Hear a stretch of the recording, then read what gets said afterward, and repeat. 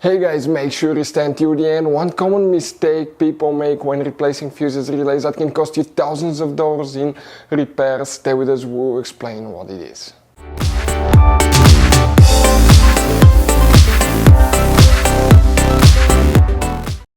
Hey guys, welcome back to Auto Repair guys. Thank you guys for watching and subscribing to the channel. Today will be super helpful video to any of you guys having a Mercedes E-Class, that generation here from year 2010 to year 2016. These guys, Mercedes E-Class is known as generation W212. If you have one of those, if you need to find where the instrument cluster fuses are located, you have 3 of them. Stay with us, we'll explain where you can find them, where you can buy cheap parts, tools, fuses, relays at a good price, quick shipping, that way you do not waste your money and time. But it's important to always test fuses and relays. All that guys will be covered absolutely free for your convenience. Make sure you stay until the end. So before we start, let us tell you a little bit about us guys.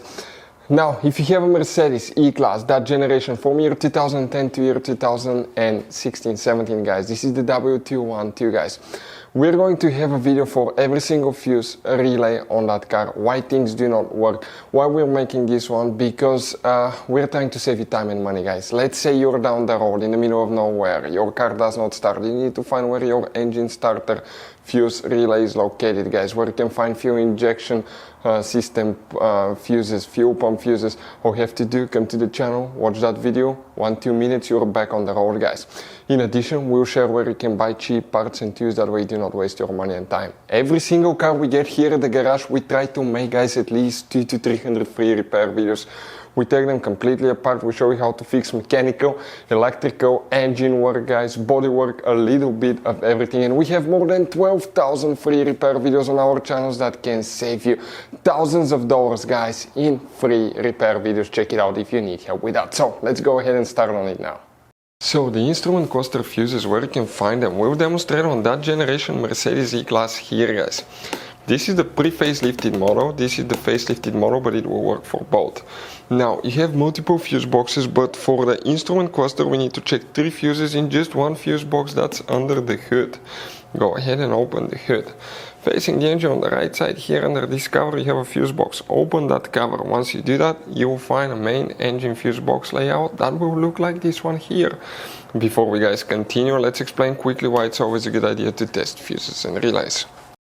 So it is super important guys to always test fuses and relays, and something else as well, common mistakes people make. Sometimes you may think that a fuse is good, or you cannot actually see if the fuse is clearly burned, and in that case guys you may put the fuse back together and you may end up spending money and time on parts you don't need, and all you have to do is just test the fuse. So we'll put a link in the description of the video below how to test the fuse. It takes only a few seconds to find out for sure if it's good or bad. The same thing for relays guys, okay? Some of those could be really expensive on cars, so we'll put a link in the description of the video below how you can test relays. And for some certain fuses guys, it's important to disconnect the car battery when removing them, otherwise you can burn the electronics. And for instance, working on airbags, fuses or anything like that, you need to wait at least 1 hour after disconnecting the car battery. And if you're not qualified and certified to work on airbag system, I will never recommend to do that guys.